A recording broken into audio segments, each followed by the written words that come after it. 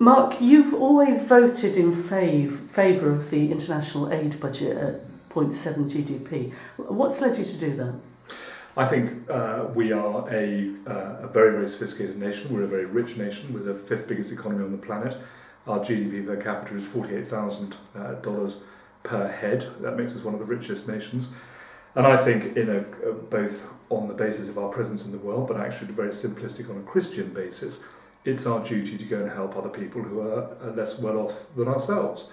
I give an example. People talk to me about the fact that charity should begin at home, and to a certain extent that's right, but charity should spread.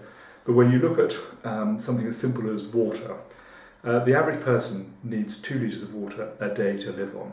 Yet 2.5 billion people on this planet have no access to sanitation or fresh water. And in this country, we use 35 litres per day per head to flush the lavatory.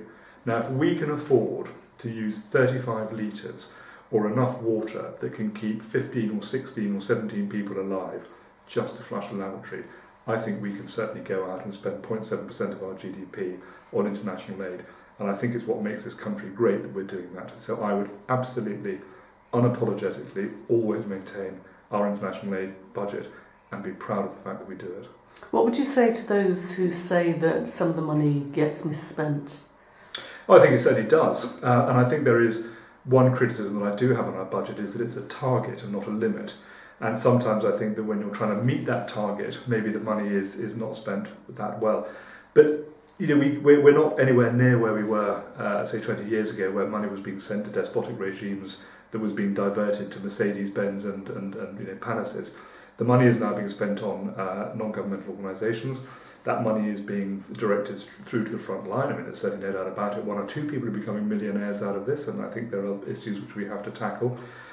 But I do think, nonetheless, that where we are spending it on direct aid, schools, that kind of stuff, and indeed now we're seeing what's happening with these refugees coming from Libya across the Mediterranean. That type of expenditure on direct aid is the right thing to do, and we just need to be more vigilant to make sure the money doesn't get directed into the wrong places. If you're re-elected, will you be pushing David Cameron to put some more money into that pot for those refugees who are drowning at the moment? Well, we have 12 billion allocated to the international aid budget. And I think this is absolutely where this money should be being spent.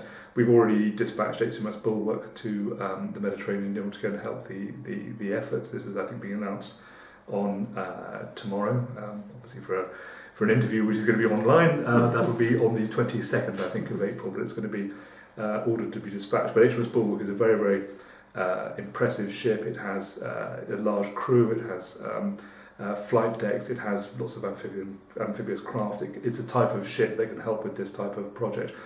Clearly, on the subject of the Libyan crisis and these refugees, actually the problem needs to be dealt with at some point in North Africa, and not necessarily catching people as they're drowning and saving people as they're drowning. We need to be doing something more effective, I think, in North Africa.